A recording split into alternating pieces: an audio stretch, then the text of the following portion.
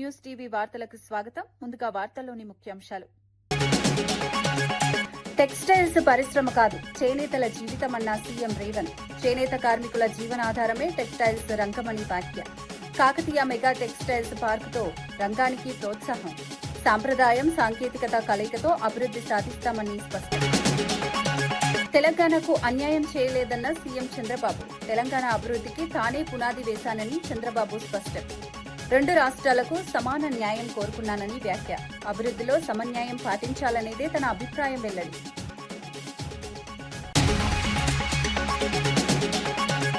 ST నిధుల వినియోగంపై కాంగ్రెస్ పై హరీష్ రావు విమర్శలు. కేటాయింపులు ఎక్కువగా చూపించి ఖర్చు తక్కువగా చేశారని ఆరోపణ. ఎస్టీ యువతకు ప్రత్యక్ష ప్రయోజనం లేదని వ్యాఖ్య. గిరిజన అభివృద్ధికి చర్యలు తీసుకోవాలని డిమాండ్. పోలీసులపై మాజీ మంత్రి పేర్ని నాని తీవ్ర విమర్శలు. పోలీసులే రెచ్చగొట్టారని పేర్ని నాని ఆరోపణలు. అధికారుల ప్రవర్తనలో మార్పు అవసరమని వ్యాఖ్య. ప్రజలకు సేవ చేయడం అధికారుల బాధ్యత అని సూచన.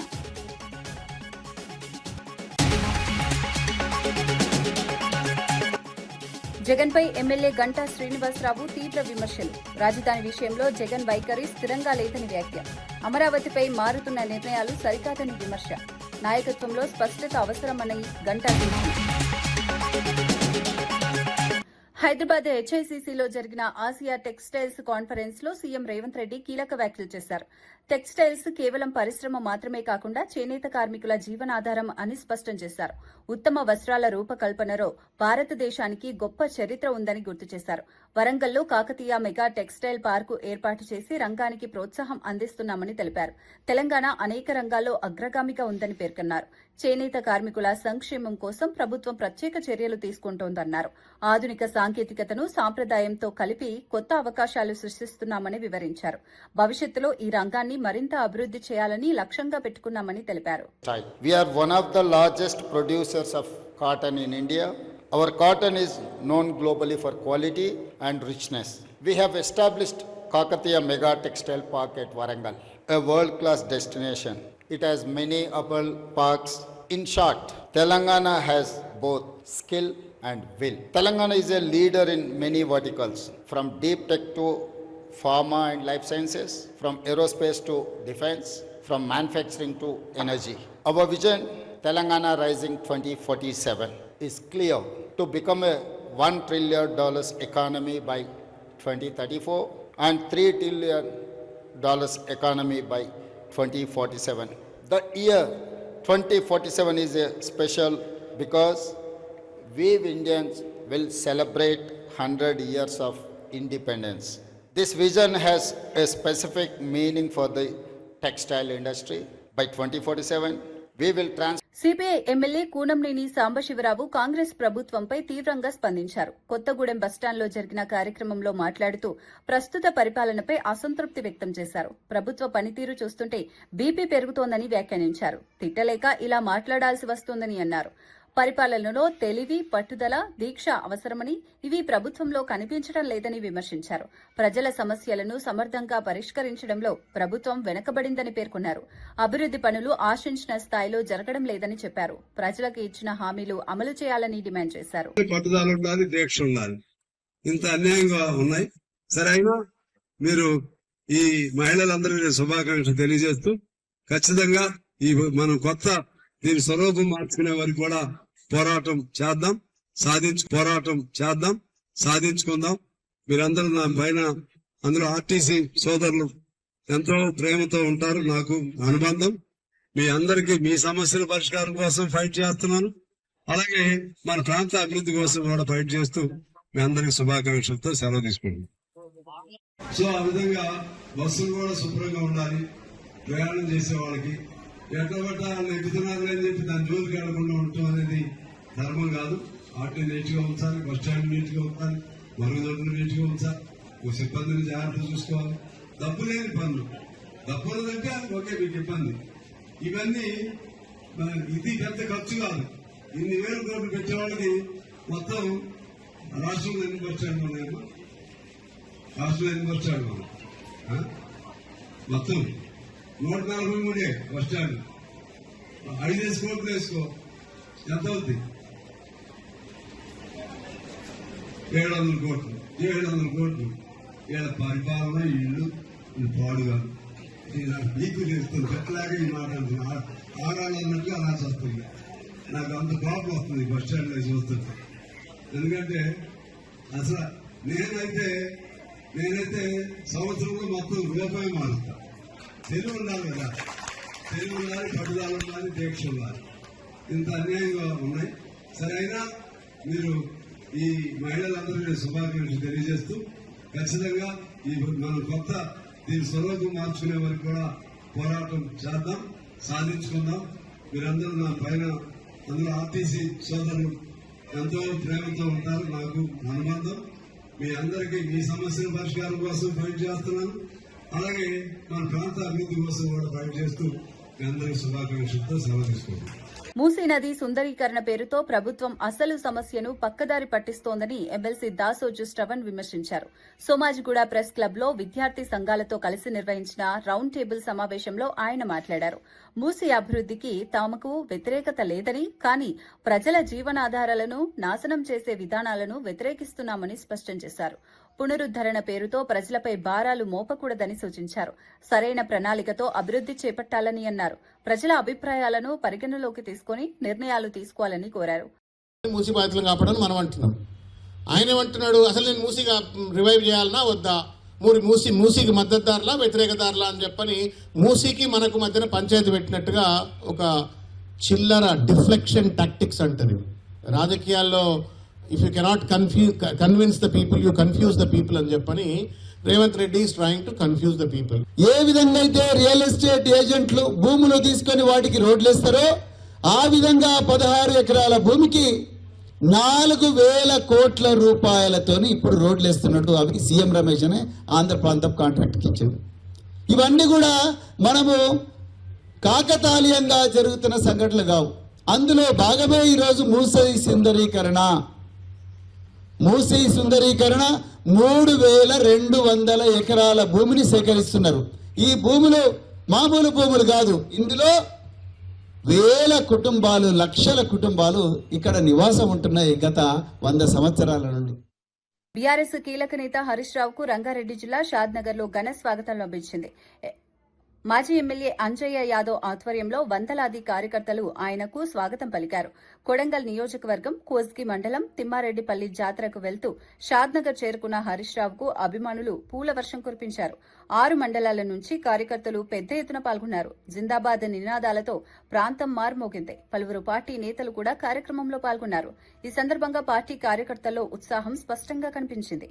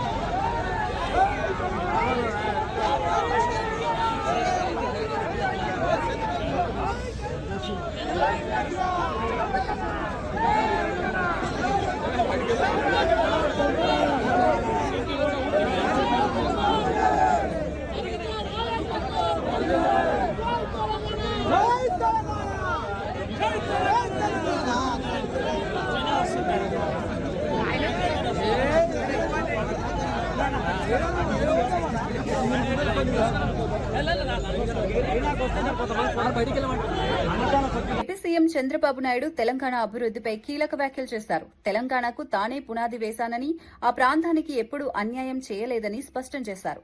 రాష్ట్ర విభజన సమయంలో 2 రాష్ట్రాలకు సమాన న్యాయం జరగాలని కోరుకున్నట్లు తెలిపారు.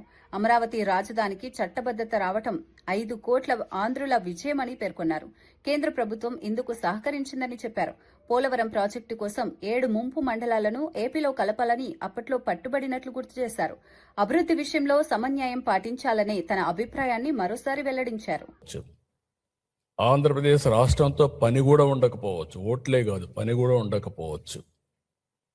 ఆ ప్రాంతీయ పార్టీ ఆ రాష్ట్రంలో ఉండొచ్చు, కానీ ఏ పార్టీ కూడా ప్రాంతీయ పార్టీ అయినా వాళ్ళ రాష్ట్ర ప్రయోజనాలు కాపాడుకుంటూ ఉన్నప్పటికీ దేశ ప్రయోజనాలు కాపాడడం కోసం అమరావతి రాజధానిగా రావాలి, దేశ ప్రయోజనాలు కాపాడాలని ఆలోచించారు. వైఎస్ఆర్ కాంగ్రెస్ పార్టీ మాత్రం దేశ ప్రయోజనాలు అవసరం లేదు, రాష్ట్రం నాశనం అయిపోయినా పర్వాలేదు, మేము అనుకున్నదే జరగాలని పట్టుదలతో ముందుకు పోయారు. వైఎస్ఆర్ కాంగ్రెస్ అమరావతిని నాశనం చేయాలనుకున్నారు, మనం శాసనం చేశాం. దేశం ఈరోజు అమరావతి కోసం నిలబడింది. కుట్రలు దాటి అమరావతి గెలిచింది. నిజమైన 5 కోట్ల ప్రజల కల కేంద్ర రాజముద్రతో తిరుగులేని స్పష్టత, ప్రజల ఆశలు ఆశయాలు నెరవేరిన వేళ ఇది మనందరికీ గుర్తింపు, గౌరవం. భవిష్యత్తులో ఎవ్వరు ఏమీ చేయలేని పరిస్థితి. ఎవరు ఎన్ని మాట్లాడినా, ఇన్ని పార్టీలు గౌరవించి చట్టం చేశాయంటే వాళ్ళకుండే కమిట్మెంట్ మనం గుర్తుపెట్టుకోవాల్సిన అవసరం ఉంది. అయితే మనం ఒక్కసారి దీని మీద పాత చరిత్ర కూడా ఆలోచించుకోవాల్సిన బాధ్యత ఉంది. ఆ రోజు మీరు చూస్తే 2014 జూన్ 2వ తారీఖున రాష్ట్ర విభజన. ఆ విభజన జరిగినప్పుడు చాలా సెంటిమెంట్స్ కూడా అందరికీ దెబ్బతిన్నాయి, బాధపడ్డారు, మనోవేదన పడ్డారు. 2 ప్రాంతాల్లో కూడా ఎక్కడికక్కడ భావోద్వేగాలున్నాయి. నేను ఆ రోజు సమైక్య ఆంధ్రప్రదేశ్లో ఎవరికీ దక్కని గౌరవం, 9 సంవత్సరాలు నేను ముఖ్యమంత్రి, 10 సంవత్సరాలు ప్రతిపక్ష నాయకుడు, తెలుగు జాతి కోసం ఒక సంపద సృష్టించే. కాంగ్రెస్ సీనియర్ నేత వి హనుమంతరావు జనగణన డీలిమిటేషన్ అంశాలపై ఆందోళన వ్యక్తం చేశారు. తాజా గెజెట్ నోటిఫికేషన్ ప్రజల్లో గందరగోళాన్ని సృష్టించిందన్నారు. ఒకవైపు డీలిమిటేషన్, మరోవైపు కులగణన, సాధారణ జనగణన చర్చలు ఒకేసారి జరుగుతున్నాయని పేర్కొన్నారు. తీసుకున్నారు కాబట్టి బీసీలను పక్కకు పెట్టాలి, అది అసలు స్టోరీ. కనుక దీని మీద రేపు సోమాజిగూడ ప్రెస్ క్లబ్ లో 2 గంటల నుంచి రౌండ్ టేబుల్ కాన్ఫరెన్స్. నేను అప్పీల్ చేస్తున్నా ఇంటలెక్చువల్లకు, బీసీ సంఘాలకు, కుల సంఘాలకు అందరూ కూడా రండి. మనం ఇప్పుడు కొట్లాడకపోతే ఇంకెన్నడూ కాదు, ఇట్లనే ప్రొలాంగ్ చేస్తారు. రేపు జరిగే డీలిమిటేషన్ లో అందుకుంటే రేవంత్ రెడ్డి అన్నాడు మాకు అన్యాయం జరుగుతుంది అంటే ఎందుకు పెట్టలేదు బాబు? మీకు చిత్తశుద్ధి లేదా? మేము ఓట్లేసే నిషిద్ధమా? ఓట్లు మేమేస్తాం మొదలొచ్చి. ఎస్సీ ఎస్టీ ఓబీసీ మైనార్టీలు వేస్తారు. పొద్దున 7 గంటలకే లైట్లను లేవని మేము ఓట్లు వేస్తాం. అగ్ర కులాల వాళ్ళు 3 గంటలకు 4 గంటలకు వస్తారు. ఎండ ఉన్నదని, వాన ఉన్నదని మెల్లగా పోతాం. మాలు ఓటు విలువ అంబేద్కర్ రాసిండు, ముఖేష్ అంబానీకి ఒకే ఓటు, రిక్షా వారికి ఒకే ఓటు అని. కనుక దీని మీద ఉద్యోగం చేయకపోతే మేము కులగన జరిపినాం అంతే. దాని ప్రకారంగా డీలిమిటేషన్ అంటే సీట్లు తగ్గుతాయి, అదేవిధంగా నోట్లే మట్టి కొట్టడానికి ప్రయత్నం చేస్తున్నారు. ఎన్ని రోజుల నుంచి జరుగుతుందండి? ఎక్కడ చూసినా బీసీ సంఘాల మీటింగ్, అది ఆర్ కృష్ణయ్య కావచ్చు, జాజుల శ్రీనివాస్ గౌడ్ కావచ్చు, అదేవిధంగా బీఆర్ఎస్ నాయకులు కూడా వస్తున్నారు, బీజేపీ నాయకులు కూడా వస్తున్నారు. కానీ అసలు ఎందుకు మాట్లాడతలేరు అంటున్నా. రండి, రేపు వచ్చేసి కూర్చుందాం, ఏం చేద్దాం. ఇక కులగన జరిగిన తర్వాత మనకు మాడే హక్కు ఉండదు. ఇది ఒక పెద్ద నాటకం నడుస్తున్నది. పార్లమెంట్ లో పెట్టినప్పుడు మేము అడుగుతలేదు, మేము తర్వాత చేస్తామంటారు. ఎప్పుడు చేస్తారా బాబు? మీరు చెయ్యాలనే చిత్తశుద్ధి లేదు. నువ్వు దేశానికి ఒక ఓబీసీ ప్రధానమంత్రివి మాట్లాడితే నేను 25 లక్షల కోట్ల మందికి అప్లిమెంట్ ఇప్పటి వరకు లెక్క చెప్పు. ఏమని అంటే నేను 27 మంత్రులను ఇచ్చిన అంటారు. దాంతో మాకేం లాభం రా బాబు? ప్రజలకు లాభం అయ్యేది ఉన్నదా? అందుగురించి ఇవాళ అన్ని పార్టీల వాళ్ళు నేను రిక్వెస్ట్ చేస్తున్నా, ఇది పెద్ద అన్యాయం జరుగుతుంది. అన్యాయం అయిపోయిన తర్వాత ఎన్ని మాట్లాడినా ఎవరు లెక్క చేయరు. ఇది సమయం. ఇన్ని రోజుల నుంచి మీరు ఎంతైతే ధర్నాలు చేస్తారు, ప్రతి ఒక్కరు ఢిల్లీ రావడం, జంతర్ మంతర్లో ధర్నా చేయడం, 2 రోజులు జోబులో ఖర్చు పెట్టుకోవాలి, రావాలి. ఇది ఎందుకు చేస్తున్నాడు నరేంద్ర మోడీ? నీ వెనకాల ఎవడున్నాడు? గతంలో నువ్వేమన్నావు? రిమోట్ కంట్రోల్ సోనియా గాంధీ అన్నావు. ఇవాళ మీ రిమోట్ కంట్రోల్ ఎక్కడున్నది? మోహన్ భగత్ చేతిలో ఉన్నది.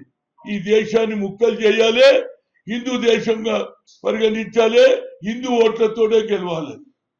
ఉప్పల్ రాజీవ్ గాంధీ అంతర్జాతీయ క్రికెట్ స్టేడియంలో ఐపీఎల్ మ్యాచ్ల కోసం పోలీసులు విస్తృత భద్రతా ఏర్పాట్లు చేశారు. సుమారు 2,000 మంది పోలీసు సిబ్బంది మోహరించినట్లు డీసీపీ సురేష్ కుమార్ తెలిపారు.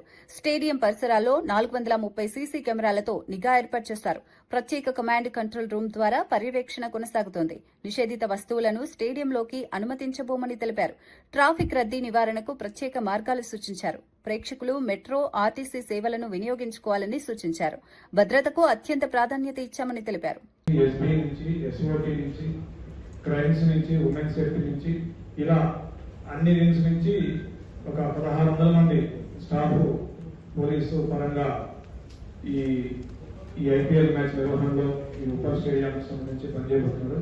అదేవిధంగా మిగిలిన వింగ్స్ కూడా ఫైర్, రెవెన్యూ, మున్సిపాలిటీ, మెడికల్, మెట్రోకి సంబంధించి, తర్వాత రోడ్ ట్రాన్స్పోర్ట్కి సంబంధించి ఇట్లా ప్రత్యక్షంగా పరోక్షంగా మిగిలిన వింగ్స్ కూడా చాలా మంది ఈ దీంట్లో పాల్పంచుకుంటా ఉన్నారు. సో దాంతోపాటుగా లేటెస్ట్ గా ఈ సంవత్సరం మనం తీసుకున్న అడిషనల్ అండ్ గతంలో ఉన్నటువంటి విషయాలు ఏంటంటే 430 సీసీ కెమెరాస్, ఇవి ఇందులో 330 ఆల్రెడీ ఉన్నవి. కొత్తగా ఒక 100 ఈ సంవత్సరం ఎక్స్ట్రాగా అడిషనల్ యాడ్ చేయడం జరిగింది ప్రేక్షకుల భద్రత కోసం, అదేవిధంగా సర్వేలెన్స్ కోసం. దాంతోపాటుగా ఒక కమాండ్ కంట్రోల్ రూమ్ ఏర్పాటు చేసి మంత్రి మోత్కుపల్లి నరసింహులు మాదిగల సమస్యలపై స్పందించారు. లోక్సభ, రాజ్యసభలో మాదిగలకు తగిన ప్రాతినిధ్యం ఇవ్వలేదని విమర్శించారు. కొన్ని కుటుంబాలకు ఎక్కువ సీట్లు కేటాయించడం అన్యాయమని అన్నారు. మాదిగలను చిన్నచూపు చూస్తున్నారని ఆరోపించారు. మాదిగల హక్కుల కోసం పోరాడాలని నిర్ణయించుకున్నట్లు తెలిపారు. మాదిగ మహాశక్తి సంఘాన్ని ఏర్పాటు చేస్తున్నట్లు ప్రకటించారు. ఈ నెల 5న జెండా ఆవిష్కరణ కార్యక్రమం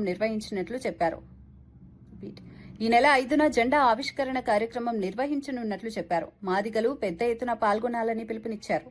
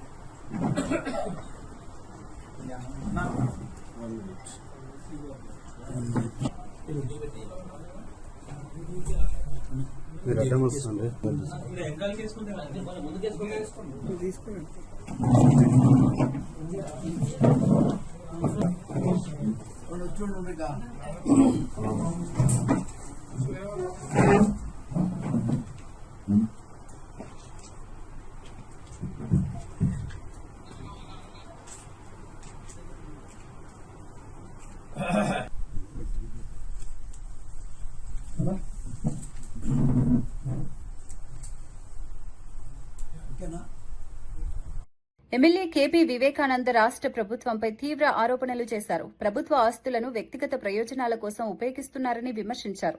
హైదరాబాద్లో 250 ఎకరాల భూమిని స్వాధీనం చేసుకునే ప్రయత్నాలు జరుగుతున్నాయని పేర్కొన్నారు. ఎల్ఎన్టీ సంస్థపై ఒత్తిడి తెచ్చి మెట్రోకు సంబంధించిన భూములను కాజేయాలని కుట్రలు చేస్తున్నారని ఆరోపించారు. ఈ వ్యవహారంపై స్పష్టత ఇవ్వాలని డిమాండ్ చేశారు. ప్రజా ఆస్తుల పరిరక్షణ ప్రభుత్వ బాధ్యత అని గుర్తు చేశారు.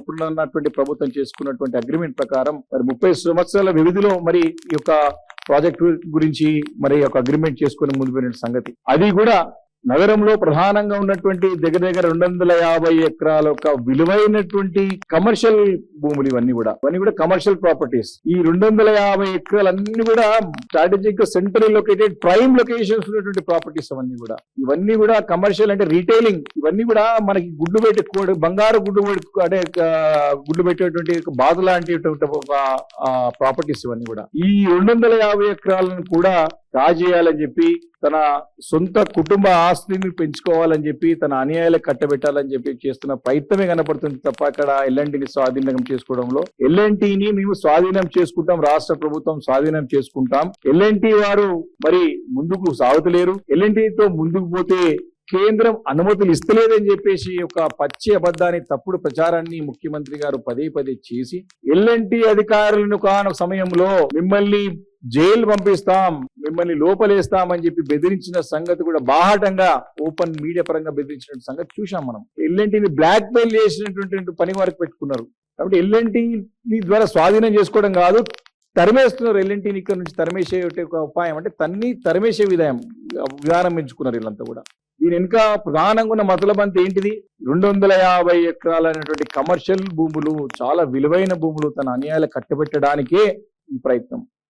వాస్తవానికి ఆ 250 ఎకరాలంతా కూడా ఇప్పటికి కూడా తెలంగాణ రాష్ట్ర ఆస్తి, తెలంగాణ ప్రజల ఆస్తి. అది ఆ ఆస్తిని ఎల్ఎన్టీకి ఇచ్చి ఆస్తి ద్వారా వచ్చేటువంటి ఇన్కమ్ ని తీసుకొని 30 సంవత్సరాల తర్వాత 40 సంవత్సరాల తర్వాత ఎప్పుడైతే వారు కట్టినటువంటి విలువ వెళ్ళిపోతుందో దాని తర్వాత మళ్ళీ ప్రభుత్వానికి వస్తుంది. అది మళ్ళీ ప్రజల ఆస్తిగానే ఉంటుంది అది.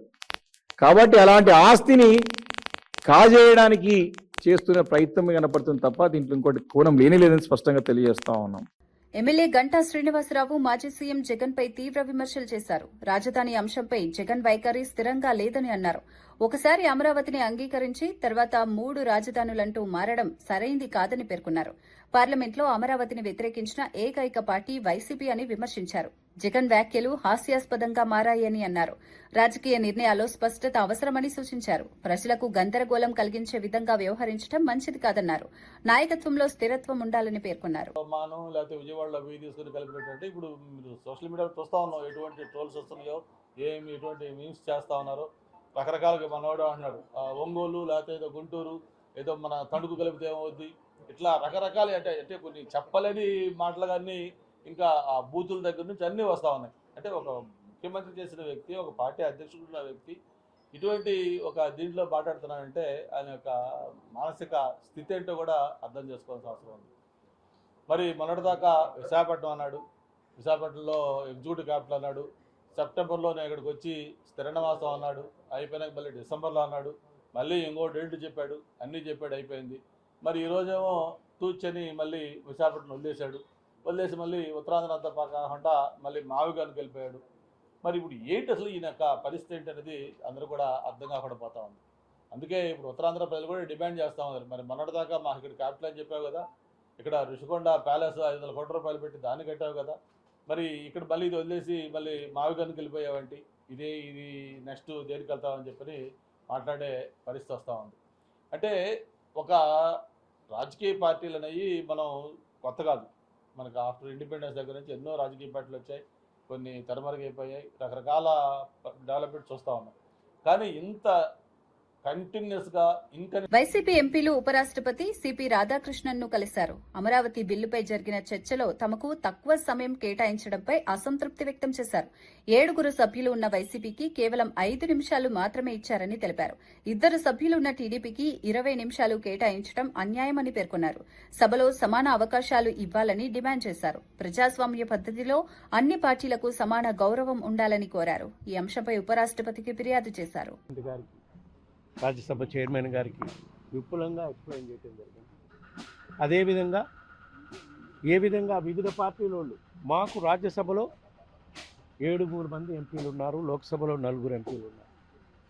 ప్రతి బిల్లుపై డిస్కషన్ జరిగేటప్పుడు మాకు కనీసం అంటే 20 నిమిషాలు టైం ఇస్తారు వాళ్ళ రూల్స్ ప్రకారం, స్ట్రెంగ్త్ను బట్టి. నిన్న మాకు కేవలం నేను మాట్లాడుతుంటే మా పార్టీ తరఫున 5 నిమిషాలు మాట్లాడినాకనే నా మైక్ కట్ చేసి టైం అయిపోయిందని చెప్పడం జరిగింది. చాలా దుర్మార్గం ఇది. కావాలని చేశారు, కొందరు ప్రోద్బోధనలు చేశారని మాకు అనుమానాలు ఉన్నాయని దీనిపై వివరంగా వైస్ ప్రెసిడెంట్ గారికి, చైర్మన్ గారికి ఎక్స్ప్లెయిన్ చేస్తుంది. ఏ విధంగా మాకన్నా చిన్న పార్టీలు అయినటువంటి బీఆర్ఎస్కి కానివ్వండి, తెలుగుదేశానికి కానివ్వండి ఏ విధంగా సమయం ఇచ్చారో కూడా ప్రూఫ్స్ అన్నీ చూపించడం జరిగింది. మాకన్నా తక్కువ సభ్యులు ఉన్న బీఆర్ఎస్ పార్టీకి ఒక్కొక్కరికి 10 నిమిషాలు మాట్లాడే విధంగా 2 మాట్లాడించేదానికి సమయం ఇచ్చారు. అదేవిధంగా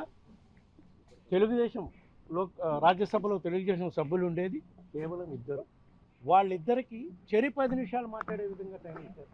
అంటే ప్రజల దృష్టిలో, దేశంలో ఉండే ప్రజలందరి దృష్టిలో వైఎస్ఆర్ కాంగ్రెస్ పార్టీ అమరావతికి వ్యతిరేకం అని దుష్ప్రచారం చేసే కార్యక్రమం చేయడానికి దీన్ని వేదికగా వాడుకున్నారని చెప్పి మేము ఈరోజు చైర్మన్ గారి దృష్టికి తీసుకోవడం జరిగింది. మాజీ మంత్రి పేర్ని నాని పోలీసుల వ్యవహారంపై స్పందించారు. పోలీసులే తమను రెచ్చగొట్టారని ఆరోపించారు. తాను ఎవరినీ వ్యక్తిగతంగా దూషించలేదని స్పష్టం చేశారు. ఒక అధికారిని ప్రశ్నిస్తే అందరినీ లక్ష్యంగా చేసుకున్నట్లా అని ప్రశ్నించారు. సీఐ ఏకవచనంతో మాట్లాడడం సరైంది కాదని అన్నారు. ఈ సీఏ గారు ఎప్పుడు సాక్ష్యం ఉన్నాడు? ఆయన ఎప్పుడు అడ్డం ఉండి ఎవరిని రాకుండా ఎప్పుడు మేము కొట్టమంటే కొట్టించాడు? ఏ మున్సిపల్ కమిషనర్ కొడతాకి మా గవర్నమెంట్లో ఉండగా అప్పుడున్న పనిచేసినటువంటి ఏ అధికారి రక్షణ కోరితే వచ్చి రక్షణగా ఉండి కొడతంటే రక్షణగా ఉన్నాడు? లేరు కదా.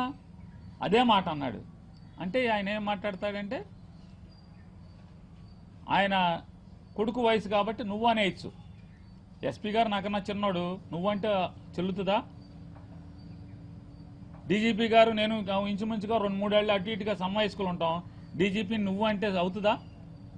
గౌరవం అనేది మరీ ప్రత్యేకించి లాండ్ ఆర్డర్లో ఉన్నప్పుడు మనం జాగ్రత్తగానే ఉండాలి. జైపాల్ గారు స్టార్ట్ చేసింది ఎవరు? గిల్లింది ఎవరు? మొదలుపెట్టింది ఎవరు? బీఆర్ఎస్ నేత హరీష్ రావు ఎస్టీ నిధుల వినియోగంపై కాంగ్రెస్ ప్రభుత్వాన్ని విమర్శించారు. బడ్జెట్లో భారీగా నిధులు కేటాయించినట్లు చూపించినా ఖర్చు తక్కువగా జరిగిందని అన్నారు. కేవలం జీతాలు, బిల్లులకు మాత్రమే నిధులు వినియోగించారని పేర్కొన్నారు. ఎస్టీ యువత, మహిళలకు ప్రత్యక్ష ప్రయోజనం కలగలేదని తెలిపారు. గతంలో బీఆర్ఎస్ ప్రభుత్వం తీసుకువచ్చిన పథకాలను గుర్తు చేశారు. గిరిజన అభివృద్ధికి కట్టుబడి ఉన్నామని పేర్కొన్నారు. ఎస్టీలకు న్యాయం చేయాలని డిమాండ్ చేశారు. కిరణ్ కుమార్ రెడ్డి గారు ఎవరు కూడా పట్టించుకోలేదు. కానీ కేసీఆర్ గారు మాట ఇచ్చి 3100 గిరిజన గూడాలను, లంబాడి తండాలను గ్రామ పంచాయతీలు చేసిన ఘనత బీఆర్ఎస్ ప్రభుత్వాన్ని, కేసీఆర్ గారిది. చరిత్రలో ఎప్పుడు లేని విధంగా మార్కెట్ యార్డులలో కూడా ఎస్సీ, ఎస్టీ, బీసీ మహిళా రిజర్వేషన్ తెచ్చింది కూడా బీఆర్ఎస్ ప్రభుత్వమే. గిరిజనుల అభివృద్ధి కోసం బీఆర్ఎస్ ప్రభుత్వం ఎంతగానో కృషి చేసింది. ఒకప్పుడు తండాల్లో మంచినీళ్లు కావాలంటే చాలా ఇబ్బంది ఉండేది. మిషన్ భగీరథ ద్వారా తండాకు నీళ్లు ఇచ్చి మరి గూడాల్లో, తండాల్లో తాగునీటి సమస్యను తీర్చింది కూడా బీఆర్ఎస్ ప్రభుత్వమే. ఈ 2.5 ఏళ్ల కాంగ్రెస్ గవర్నమెంట్ లో, ఈ 2.5 years లో ఎస్టీలకు, ఎస్టీ కార్పొరేషన్ కు 2730 కోట్లు పెట్టి ఖర్చు పెట్టింది 50 కోట్లు. ఈ 50 కోట్లు కూడా జీతాలు, కరెంటు బిల్లు, పెట్రోల్, డీజిల్ బిల్లే. ఒక్క ఎస్టీకి కూడా ఒక్క రూపాయి కూడా 2.5 ఏళ్ల రేవంత్ రెడ్డి ప్రభుత్వం ఒక్క పైసా కూడా చేయలే. ఒక్క యువకుడికి లోన్ ఇయ్యలే. ఎస్టీ కార్పొరేషన్ ను అది పూర్తిగా మూలకు పడేసింది, తాళమేసింది. ఎంత అన్యాయంగా ఎస్టీలను చిన్న చూపు చూస్తుందో ఈ కాంగ్రెస్ ప్రభుత్వం అర్థమవుతుంది. మరి సేవాలాల్ జయంతి ఉత్సవాల్ని అధికారికంగా జరిపింది, పోడు పట్టాలు ఇచ్చింది, మార్కెట్ కమిటీలో రిజర్వేషన్లు ఇచ్చింది, వైన్ షాప్ రిజర్వేషన్ ఇచ్చింది. ఎస్టీ కార్పొరేషన్ ద్వారా సీఎం ఎస్టీ ఈఎఫ్ పథకం ద్వారా 100,000 కోట్ల రూపాయలు ఎస్టీ యువతకు సహకారం అందించింది. కానీ కాంగ్రెస్ 2.5 ఏళ్ల రూపాయి ఇయ్యలే. కేసీఆర్ గారు మా పిల్లలు చదువుకోవాలని ఫీజు రియంబర్స్మెంట్ ఇచ్చిండు. మా గిరిజన ఆడబిడ్డల కోసం మహిళా డిగ్రీ కాలేజీలు కూడా ఆనాడు కేసీఆర్ గారు తెచ్చిండ్రు. వార్తలు ముగించే ముందు ముఖ్యాంశాలు మరోసారి. టెక్స్టైల్స్ పరిశ్రమ కాదు, చేనేతల జీవితమన్న సీఎం రేవంత్. చేనేత కార్మికుల జీవనాధారమే టెక్స్టైల్స్ రంగమని వ్యాఖ్య. కాకతీయ మెగా టెక్స్టైల్స్ పార్కుతో రంగానికి ప్రోత్సాహం. సాంప్రదాయం, సాంకేతికత కలయికతో అభివృద్ధి సాధిస్తామని స్పష్టం. తెలంగాణకు అన్యాయం చేయలేదన్న సీఎం చంద్రబాబు. తెలంగాణ అభివృద్ధికి తానే పునాది వేశానని చంద్రబాబు స్పష్టం. 2 రాష్ట్రాలకు సమాన న్యాయం కోరుకున్నానని వ్యాఖ్య. అభివృద్ధిలో సమన్యాయం పాటించాలనేదే తన అభిప్రాయం వెల్లడి.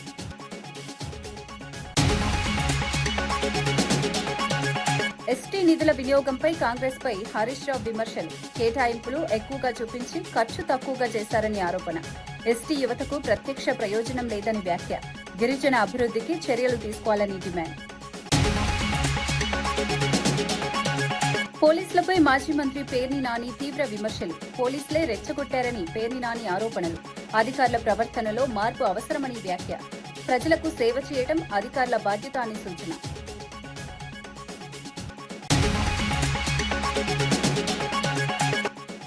జగన్పై ఎమ్మెల్యే గంటా శ్రీనివాసరావు తీవ్ర విమర్శలు. రాజధాని విషయంలో జగన్ వైఖరి స్థిరంగా లేదని వ్యాఖ్య. అమరావతిపై మారుతున్న నిర్ణయాలు సరికాదని విమర్శ. నాయకత్వంలో స్పష్టత అవసరమని గంటా సూచన. ఇవి ఈనాటి వార్తా విశేషాలు. మరో బులెటిన్లో మళ్ళీ కలుద్దాం. నమస్కారం.